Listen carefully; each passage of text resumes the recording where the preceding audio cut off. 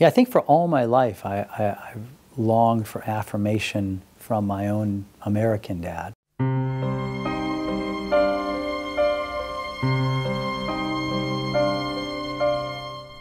During Gregory's formative years, his father played a very limited role in his life.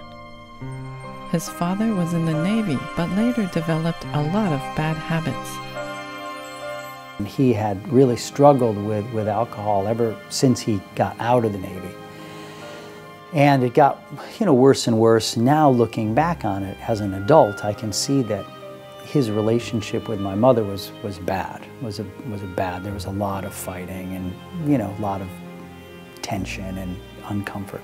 His father was seldom home, but on those rare occasions when he was back, there was really no close communication or playing together. He merely brought his explosive temper back with him.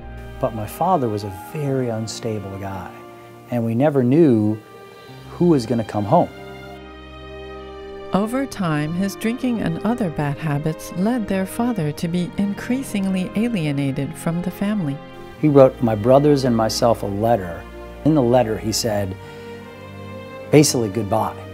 I don't want to, I'm leaving, or I've already left, but I want to be clear that I don't want you to contact me. I don't want you to telephone, I don't want you to write me, I don't want to talk to you for the rest of my life. 20 years passed and Gregory had not received any news from his father. Then, one day, a lawyer called telling him that his father had passed away. He had died a painful death, all alone. In his book, Gregory describes his father in the following way. The things he had counted on throughout his life, like money and power, had completely failed him. Ultimately, he had lived for himself and died by himself. He reaped exactly what he had sown. He was one of the saddest men I have ever known. To say that he was not a good dad would be an understatement. Fortunately, Gregory had another father during those growing up years. That was Gregory's friend Ken's dad, Uncle Chang. A devout Christian family, they took Gregory in and treated him with warmth and kindness, just like he was part of their family. So I remember when my Chinese dad, or when they gave me my first Bible, I was only maybe 13 or 14, and I thought, I'm still embarrassed when I think about what I said. I said, nobody believes the Bible anymore. Ken often talked with Gregory about matters of faith. Many years later, after an amazing discussion one evening with Ken, Gregory, for some reason, just could not fall asleep. And I couldn't get to sleep. I just couldn't get to sleep. So that night I walked down to the lake. There was a beautiful lake. We were right there. And I walked down to the lake and I looked up at the moon and I said, God, I don't know if you're out there. I have no idea if you exist or anything.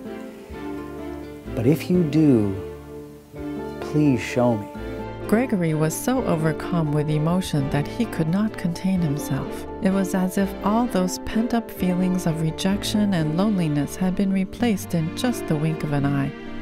He felt like he was being wrapped in a blanket of pure love. He decided then and there to give his life to the Lord. I believe God heard that prayer. After being baptized, Gregory experienced more of the love of God through Ken and other friends, as well as through the people he would meet. And that began many decades of wrestling with the fundamental truth. And that's even though my own father had abandoned me, that still I have a heavenly Father who loves me very much. Now, Gregory has been blessed with 4 kids and a happy family. His book, Be a Better Dad Today, has been a top seller in America. Gregory will never forget the love that his Chinese family showed him. His book has been translated in the hopes that as many Chinese families as possible can be blessed. Because my Chinese family was such a blessing to me, I think I'm writing this book for China.